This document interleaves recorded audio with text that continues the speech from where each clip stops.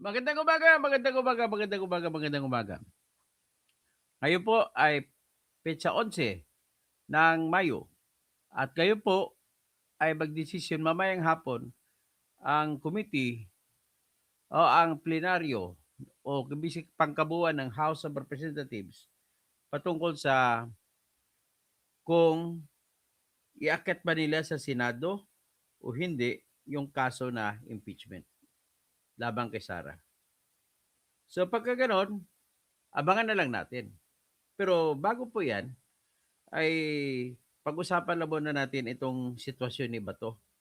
Ang sitwasyon naman po ni Bato ay may nag-anunsyo na meron na daw warrant of arrest si Bato. Pangalawang anunsyo na to. Ang unang anunsyo kay Remulla na Boeing. Tapos nagtago na si Bato dahil doon sa anunsyo. Natatawa siguro si Boeing. Kasi ako, ang tingin ko kay Boeing, nag-joke-joke lang eh. Tapos wala namang kopya ang PNP. Wala rin kopya ang PSTC na International Police Organization na nandito sa Maynila. Wala ring kopya. At wala rin silang pinano, pinala pinagawa na manhunt para kay Bato. So ibig sabihin po ay hindi totoo. Sa ngayon naman, may bago naman lumabas, ay mukhang totoo. Pati ako sabi ko, kung totoo yan, nag-advise din ako kay Bato na magsampa na siya for once and for all ng petition for declaratory relief. Once and for all. At humingi siya ng TRO. At para malaman niya lang kung ano ang karapatan niya sa sitwasyon na kung may warrant of arrest na dumating at dito siya sa Pilipinas sa katotohanan na hindi na member ang Pilipinas ng Rome Statute. So, yan po yung ano natin. Yun ang ating pag-usapan. So, ngayon ay ipakita ko muna ang ating yung mga kanta natin. Mga bago tayo magsimula habang nag-iipon tayo ng audience. O, DDS na po ako, Paul Almasan. Kasi mas maganda ang DDS kasi makabibi mga kawatan, di ba? Pati mga dilaw, mga kakampi, at saka mga makakaliwa, kumakampi kay BBM kaya tinatamad ako sa kanila. Kakampihan lang magnanakaw, gano'n lang kasimple po. Okay, makinig po tayo sa kantang ito.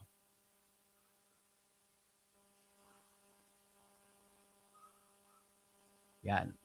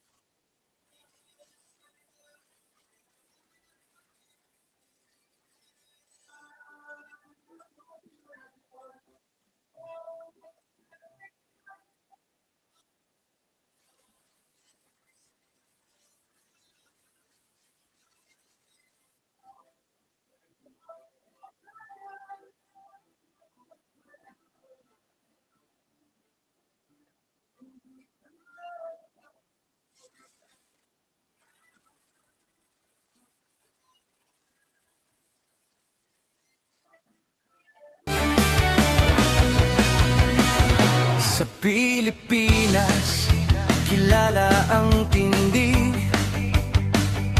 Hindi kayang bayaran nino man ang kanyang prinsipyo. Kapag may inaapi, siya ang nariyan.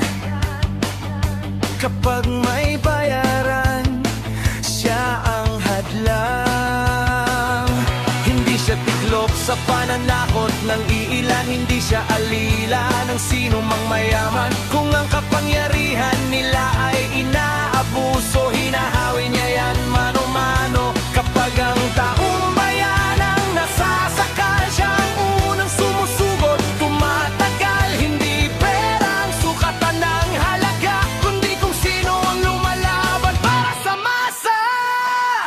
Totoo kasing tirador, totoo kasing tirador, kakampi ng naaapi, kalaban ng sakim na mandarambong. Totoo kasing tirador, totoo kasing tirador, hindi kayang bilhin ang puso niyang matibay.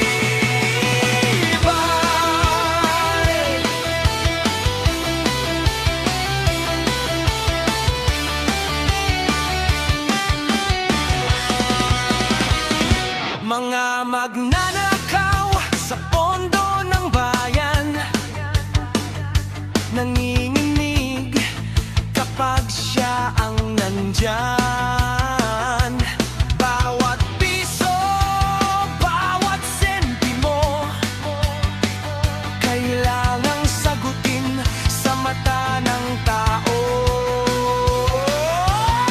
Huwag nang ngiti para sa mandarambong walang pwesto, para sa sumisipsip kapag ang hustisya ang pinag-uusapan. Siya ang bantay sa gitna ng laban.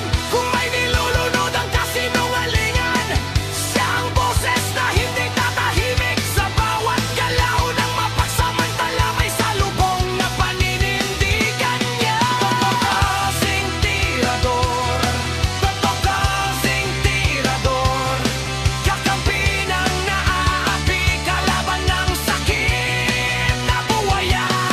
Totoo kasing tirador, totoo kasing tirador, hindi kayang bilhin ang puso niyang matibay.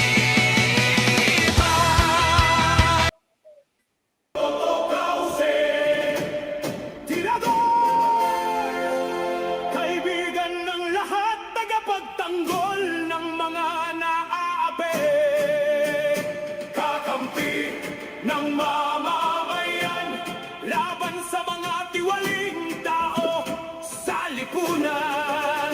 Totoo tirador, walang sinisino, mabuting kaibigan, mahirap na kaaway. Walang takot, isigaw ang katotohanan. Buhay niya ay tataya para sa inang bayan. Totoo kausing, totoo kausing, tirador!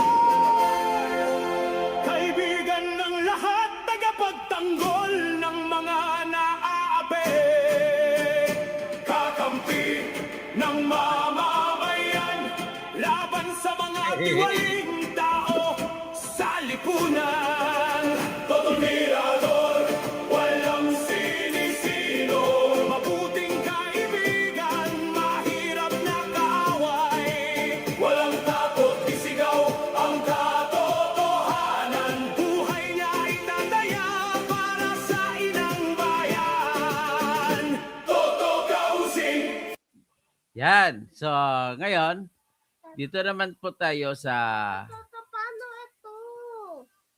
Just put it back there. Dito naman tayo sa paborit song natin na kay Sara Duterte song. Bago tayo magsimula. Bago na tayo simulan si Bato. Toto Kasing. Toto Kasing, Senador. At Tirador. Bongbong Marcos. Tatato asing Yes. asing Sino si Bongbong Marcos? Sara, Sara, wala nang iba.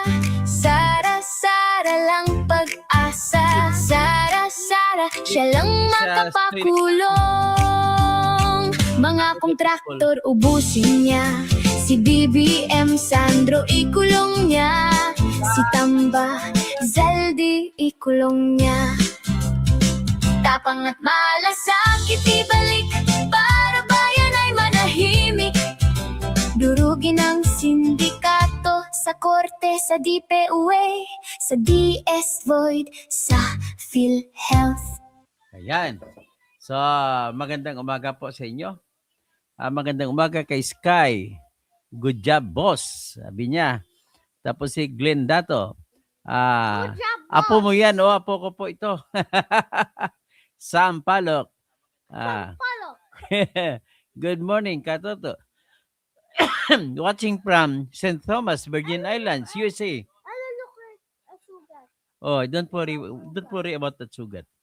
Paul Almasen, okay. Almasan.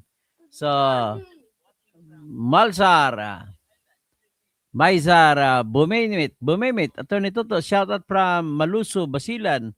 Oh, Basilan, sa Maluso. Si regards siya kay Mayor Porigay sa sa Lamitan. Saka kay Mayor sa Mayor asawa ni yung congressman ng nakalimutan apelyido ng congressman diyan. Sa sa Isabela. Yun yung Muslim na congressman, Muslim na mayor. Nakalimutan ko. Yung bata ni Noynoy Aquino. So anyway, ang pag-usapan lang po natin sa ngayon ay si Bato. Ano ba talaga yung sitwasyon ni Senator Bato? Si Senator Bato kasi, ganito yun. Isa siya sa sinasabi na co-perpetrator ni Digong Duterte doon sa ICC. Pag sinabi mo co-perpetrator, ay kung sa ating termino na familiar sa atin, yan ang... What does that mean, guys? What does that mean? What does that mean? Yeah. I don't know. Yes. So that means na in conspiracy si Bato kay Digong. Kaya lang hindi naman siya complete in conspiracy kasi pag conspiracy sa Pilipinas, pantay-pantay ang parusa. Pantay-pantay ang tingin ng batas. May tinatawag na klase-klase na conspiracy sa Pilipinas. Principal siya, conspiracy siya, principal siya by direct participation. Maring siya yung bumaril, pero principal siya by direct participation. Pagkatapos, kung nagbigay siya ng pera, principal by inducement. Tapos, kung siya ay ibang tumulong, principal by cooperation. At saka kung ang cooperation niya ay napaka-importante na hindi matutuloy ang krimen kung walang cooperation, that is principal. Kasi otherwise, accomplice na lang ang tawag dyan. Ngayon, sa ICC, may tinatawag na pinaka-perpetrator yung actual, yung bumaril. Pag-usapan natin war on drugs. Yung mga bumaril, yun po mga perpetrator. Tapos, yung nasa taas, yung nag-utos sa mga bumaril, co-perpetrator. Pagkatapos, may level pa siya sa taas ng level, parang co-perpetrator rin ang tawag, pero mas mataas kaysa co-perpetrator kasi magkakaroon tinatag nila common plan. Common plan, plano na common na sa lahat, alam nila daw common plan sa pagpapatay. So, ang kaso definitely, laban kay Digong ay pinapalagay ng mga kumakaso na si Digong ay mayroong common na plano at kasama niya sila ni Bato, sila ni Albayalde, si General Karamat, Romeo Karamat ng taga Pangasinan, tapos si General Lapinya at saka si Dantigiran at saka isa pa si Vitaliano Aguirre na secretary ng Department of Justice. So, ganon. Pero sa ngayon, kinikwento lang na si Bato daw may warrant of arrest na. So, in other words, kung ako naman tanungin ninyo, hindi ko makikita ang posibilidad kung mapapatunayan ba ng mga piskal or abogado ng Office of the Prosecutor ng ICC na may sala si Digong sa crime against humanity. Okay. Para nila mapatunayan si Digong, parang gusto nila palabasin na si Digong ay mastermind. Wait. Parang patunayan na mastermind. So ngayon, ang tanong ko kung sa Pilipinas na setting, wait. Kung sa setting sa Pilipinas, paano mo patunayan ang utak na siyang utak kung hindi mo mahuli ang actual na bumaril? Kaya, nagugulat naman ako sa mga prosecutor ng ICC. How can they prove that the Digong is a co-perpetrator na siyang sa taas na nag-utos sa mga taong pumatay? Kasi proof beyond reasonable doubt yan. Proviba na walang duda. So, kaya nga hanggang ngayon, I feel comfortable na hindi nila maipapanalo ang kaso laban kay Digong.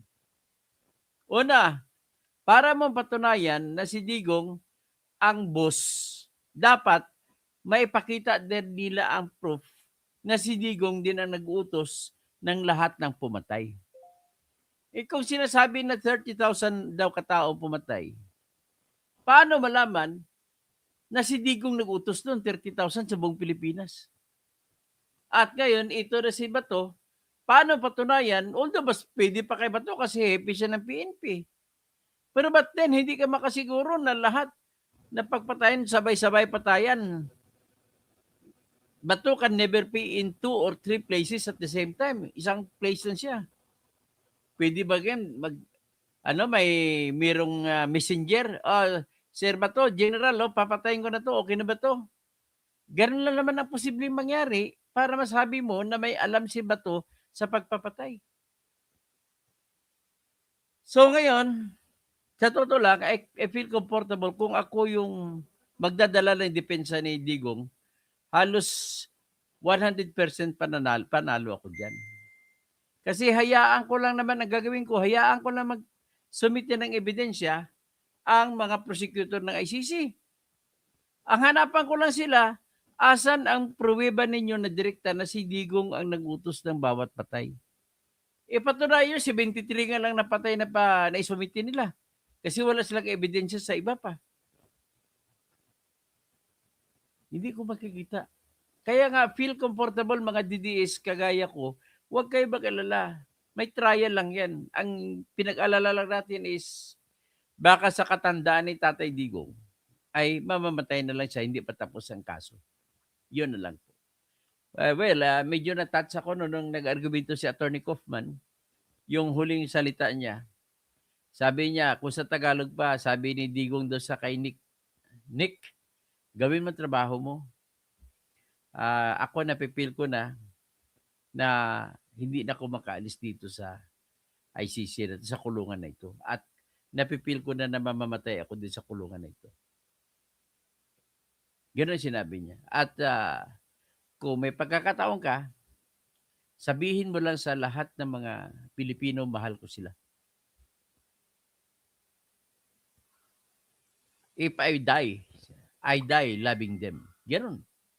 So, wala, katandaan na talaga eh. So, anyway, sila ni Sarah, sila ni Pulong, mga anak niya, si Kitty, pati yung asawa niya ngayon na si Honey Abansenya, ay parang tanggap na rin nila eh. So, ako tanggap ko na rin, kaya lang, ang pagtanggap ko, at least pinakita natin ang laban natin. Ang galing, pinakita ni Attorney Kaufman yung galing niya. Pinakita natin ang galing natin in the sense na lahat ng batas ang binasihan natin na dapat kung batas lamang ang binasihan, panalo na si Digong. At wala na dapat katatakutan si Bato. Kaya lang, ang naging basihan ng ICC na pretrial chamber tsaka appeals chamber ay hindi batas.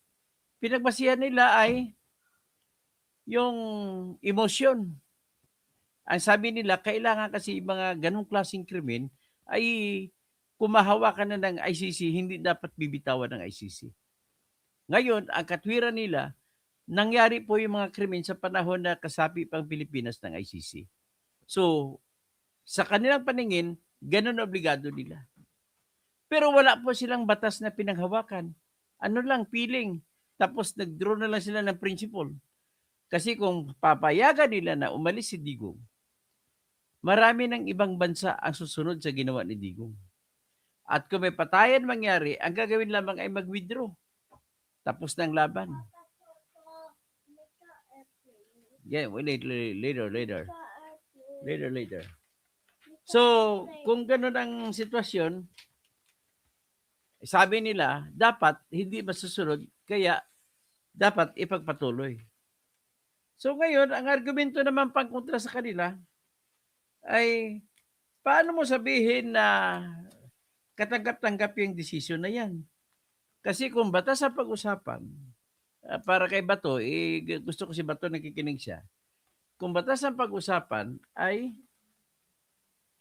may message ko siya pakiko mo. Kung batas ang pag-usapan ay dapat tanggal na ang kaso ni Digong mula sa ICC. Base yan sa Article 12. Get it. Article 12, paragraph 2 at saka Article 13, paragraph C.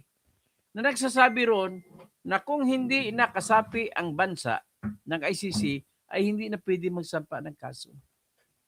All right. Ay. Pakitabi nung maayos na hindi makatumba. So, ngayon, kung babasihan mo yon na hindi nakakaso, dapat yun. Pero ang binasi ng appeals chamber tsaka pretrial chamber ay na judge ay kailangan daw mayroon pa namang tinatawag na preliminary examination na nangyari. Kaya ang batas po kasi sa ICC, pag nag-withdraw ka, mayroon pang 1 taong palugit bago magiging final ang withdrawal. Tapos, pagkatapos ng taon, hindi na pwede dapat. So in other words, kung wala lang itong preliminary examination, ligtas na si Digong. At ligtas na rin si Bato. At ligtas na rin si Albayalde. Kaya lang mayroong preliminary examination. So, sabi ng pretrial chamber at appeals chamber, all right, totoo yan. Hindi na pwede isampa ang kaso kung hindi nakasapi ang bansa ng ICC. Pero sabi nila, may nakalagay din sa Article 1 to 7 na may 4 na kondisyon bago kung maghiwalay ang bansa. May 4 na kondisyon. Ang unang kondisyon ay bayaran mo na yung kung may utang ang bansa sa membership. Number 1 condition is 1 year bago mag-take effect. Number 3 condition, kung may kasunduan na nangyari, naganap, ay pagpatuloy kasunduan. Number 4 na kondisyon ay kung mayroong any matter, kahit anong bagay na under consideration by the court, capital C, magpatuloy yun. Kaya lang, hindi sinasabi ang bagay ay jurisdiction. So, hindi naman jurisdiction ang preliminary examination. Kasi ang preliminary examination ay paunang pagtingin sa kaso. Nag-gather ka lang ng evidence sa internet. Wala ka, hindi ka nagre-request ng, bawal sa iyo mag-request ng certified true copy ng mga dokumento. Sa Supreme Court halimbawa ng Pilipinas, sila mag-request, hindi sila bibigyan. Kasi wala pa silang authority galing sa court ng ICC. So, tandaan ninyo, the only documents that are acceptable kung mag-apply sila ng warrant of arrest ay yung dokumento na certified true copies. Ngayon, hindi sila makakakuha ng certified true copies kung walang action kung walang utos ang pretrial chamber judge. So, be that as it may, natalo tayo doon. Pero, mananatiling konsensya ng bayan si Digong. Bakit po? Kasi sa 5 judge, ang isa dyan ang nagdesisyon na ibasura ang kaso. Si Judge Gotsa Lord Kipanidsi. mananatili ang kaisipan, ang argumento ni Lord Gutzak, Lord Kipanidsi na bilang isang konsensya diyan sa International Criminal Court. So mahihiya naman yung apat. Bakit ang isa sa kanila nagdesisyon na iba? So well, dito naman kay Bato, ang nakikita ko dito ay ang problema dito sa ginawa ni Juan, nag-ang nila ni John Vic, nagpalabas sila ng nagporma sa 10,000 na pulis na mag-aresto kay Bato. Eh ngayon, nung nahimasmasan sila, wala silang nakuhang ebidensya na may warrant of arrest, nag-anunsyo siya, nagpalabas na lang ng sabpina. So, ano ngayon ang implikasyon yung palabas siya ng sabpina? Ang pakay niya ng sabpina kay Bato ay lilitaw si Bato sa opisina ng PNP at isubitin niya sarili niya sa investigasyon sa extrajudicial killings. Tandaan mo ang imbestigan extrajudicial killings. Ngayon, ang unang tanong, pinaka-problema ni John Vic Remulla at saka ng mga PNP, kung hindi sisipot si Bato, anong gagawin nyo? May karapatan ba kayo umaristo? Sagot, wala. Kasi walang sabpina power ang PNP. Korte lamang ang may sabpina power. At korte lamang pwede magparusa at mag-utos ng warrant of arrest kung hindi sinunod ang sabpina. So in other words, palpak din. Kasi sigurado ko hindi mapapakita si Bato. Whatever, come what may. Parang kanta ng Air Supply yan eh. Come what may, she believes. And that baby's something I never known before. Ganun ang kakantahan na sila ni Bato ng ganun. Come what may, hindi siya lilitaw. Ay, wala, palpak ka na naman dyan, Vic. Ngayon, kung lumitaw man halimbawa si Bato, pero kung ako kay Bato, lilitaw ako. Kasi halos sigurado ko wala namang warrant.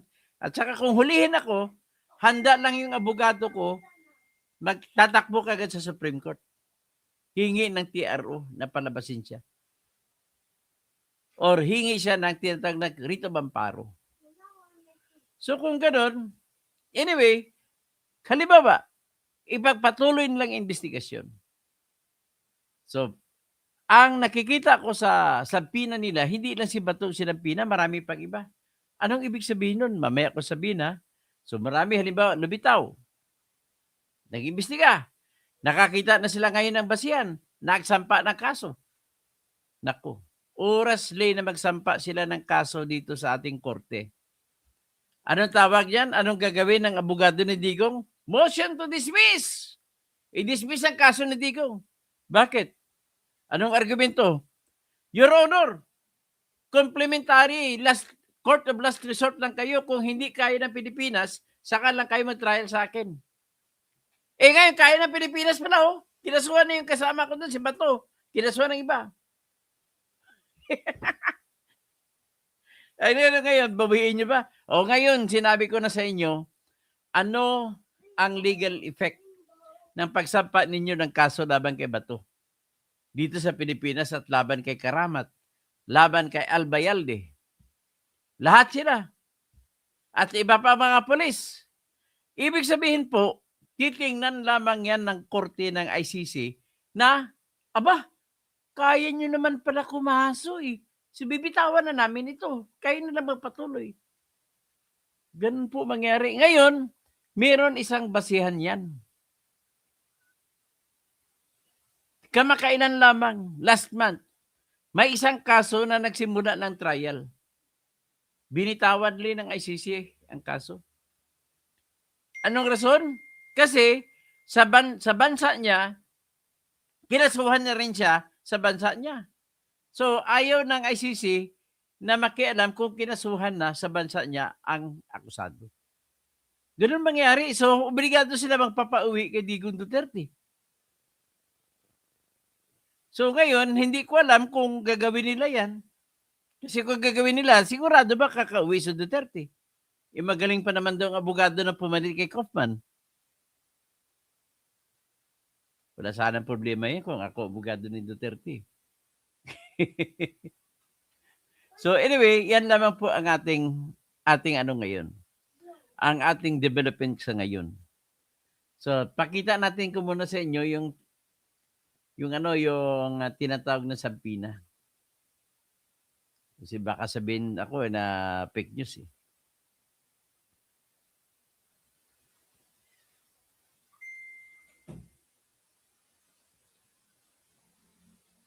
Ayan ang sampina. Kita mo na. Investigation on the facts and circumstances surrounding the alleged extrajudicial killings in the Davao region. So, EJK sa Davao. So, kasama, base daw sa revelasyon ni Arturo Las Cañas. Okay. So, ngayon, ang pinadala na sa Pina ay si Bato. Sino pa? Si Bato lang, akala ko pinadalan din ng ibang tao. So, harap siya kayo kay Colonel Jerome J. Ragunton sa Camp Crame. Failure to comply without adequate cause or valid justification shall be a ground for the filing of the case. Ay, indirect contempt. Mga bobo naman kayo. Walang indirect contempt. Wala kayong contempt power. Sino ba nagsabi sa iyo, John Vic? Sinong abogado nagsabi sa iyo ganon? Tanggalan natin ng lisensya. Bobo. Pakunti. Ay, nako. Ang daming magagaling ng mga in-appoint ni BBM. Puro magagaling. Pagtawanan kayo ng mga abogado na to. NBI, nagsasabi na wala po silang contempt power. Ang PNP, wala rin contempt power. Mag-resign na lang kayo lahat. Tapos, gusto nyo si Digong doon makukulong sa ICC. So ngayon, pag pinatuloy niyo itong kay Bato, sakaling lumitaw si Bato at gugulong ng investigasyon, naku, madidismiss ang kaso ni ha? Yan na lang. Sky Medina, nag-resign nga kasi hindi kaya. Okay, si Raymond Ribucas, si Sara, hindi pa na-impeach sa SOR, gi-impeach o convict na siya ni Hanilet sa ICC. Wala naman siguro. Huwag niyo na pag-awayin yung mga yan. Si Arnaldo Patlugot, balingbing, hindi po ako balingbing. Arnaldo, let me be clear to you. Hindi po ako balimbing. Kinampihan ko si Duterte kasi si Duterte ay akusado na hindi nila nirespeto ang karapatan ng akusado. Dapat hindi nila inaresto. Inaresto nila kaya kinampihan ko si Digong. Yan ang number 1 na mistake. Bawal sa batas yun. May tinatawag po na rights of the accused. Kaya hindi po ako nagbalimbing. Ang batas po ang aking kinakampihan dito. Ha? Arnold Patnugot. Ang problema sa iyo, Arnaldo Patnugot, ang tingin mo lang, makitid kasi utak mo yan. Tingin mo lang laban, galit ka lang kay Duterte, hanggang doon ka lang. Kailangan, kung magaling ka na tao, kaya mong lampasan ang galit mo sa isang tao para ipaglaban ng batas. Okay? So, pasensya ka na kung nasabihin kita na makitid ang utak. Sky Medina, bakit hindi ka pumunta doon sabihan mo yan sa ICC? Bakit pa pupunta doon? Sino pa masahe sa akin? Napakabubo mo naman na pinusupo. Pidil Mercado, good morning, Attorney, protect and guide you. Jocelyn Magkanta Uhagan, Mama, ma-impeach tingali si Cesar, ano Cesar Sara? Hayaan mo na, given na yan. Alam naman namin yan na marami siyang kaaway dyan, kaya sa kaaway niya may impeach talaga siya dyan. So, CD, Rimulya, may maleta ba? O, si Rimulya maraming maleta. Rohal Alon, technicality, kaso nandun na. Hindi naman nila hinuli, pumunta doon sa Hague. Tapos si Jocelyn Magkanta, Mama, impeach, Jud Tingali. Kinsa may impeach? Sinabi ko, ulitin ko lang. Sa ngayon po, given up na po. Walang problema yung kahit ma-impeach sa House of Representatives. Hanggang diyan lang naman sila. Sa Senado, talo naman sila. Sa Bing Liwag, emotion ang maleta. Roland Catedrilla, laban nga to nito to, watching here in Melbourne, Australia. Kay Kumaro, Edgar Nacion, Dr. Toto, very good morning. God bless and regards to your apo. Danilo Ibasco, ICC bulok na hukuman. Grace Line, good morning po, Dr. Toto. Kay Kumaro. Grace Line, Toto, baliktarin ito, magkano kaya? Ay, wala po ako, sino bang baliktarin? Hindi pa ako baliktarin. Ulitin ko lang, batas ang pinaglaban ko. Bumaliktad ako, kumampi ako kay Duterte dahil po ang karapatan ni Duterte sa ilalim ng batas ay hindi nirespeto ni Bangag. At kayo mga makakaliwa, hindi nyo nirespeto. Kayo mga makadilaw, hindi nyo nirespeto. Kayo mga kakamping, hindi nyo respeto. At higit pa sa lahat, nagalit ako nung kinakampihan nyo si BBM na magnanakaw na nga eh. Grabing ebidensya, kampihan pa ninyo. Asan kayo? Glendato, attorney, pakishoutout kay Mayor Bong continuously ng Balungon, Sarangani Province. Ay, si Mayor Bong, ano ba yan? Si Kwan ba yan? Sino bang mayor ngayon doon? Mayor Bong lang, wala nang apelido ni Bong Kwan. Nakalimutan ko mga mayor dati dyan, mga sikat na mayor dati dyan. Apo ko ito, Glendato. Sky, good job, boss. Sam Palok, good morning, Katoto. Watching from St. Thomas, Virgin Islands. Okay? So, ano pa, sino pang iba? Si Kramnaj, mga paraan para labanan ang kudita sa Senado. Batay sa batas, ay ang mga Senado po kasi, ano po yan, Kram o Mark siguro, John Mark siguro pangalan mo, binaliktad mo lang. Wala ka na magagawa dyan kasi bilangan lang yan, paramihan lang yan. Hindi ko tinatawag na kudita yan. Mga tawag-tawag lang yan ng mga media men, mga mainstream media, pero hindi ko tawag dyan. Kasi kung sino majority na maraming sumusuporta, siya ang akit na Senate President. So, Marky, dapat mga tinaniman na ng bala sa katawan na palagi niyang gustong gawin. Ano pa bang iba? So hanggang dyan lang muna. At ang sa atin, ang klaro lang dito, ang puntos ko lang, kung ipagpatuloy nila ni Rimulya ang pagkaso kay Bato, ibig sabihin madidismiss po ang kaso laban kay Duterte. Gagamitin naman ng abogado ni Duterte yung nangyari sa isang inakusahan dyan na dinismiss ng ICC sapagkat kinasuhan na rin siya pala sa kanyang sariling bansa. So, Roland Catedrilla, salamat sa iyong palipad. Anchor Channel TV, ang mga kakampuki, mabaho na kumain ng sariling buka. So, ito lang sabi ko sa mga kakamping, no? Ang word na tsunami, ang pagbasa na tsunami, silent T. Ang word na honest ay honest ang pagbasa, silent H. So, ang word na psychology, ang pagbasa niyan, dapat P, di ba may P? Silent P. So, ang kakamping naman, silent sa malita. Ganon kayo mga kakamping. Mga wala kayong kwentang mga tao na Pilipino. Maraming salamat po. Paki-like na lang. Babalik ako. Pag-usapan natin kay Sarah mamaya.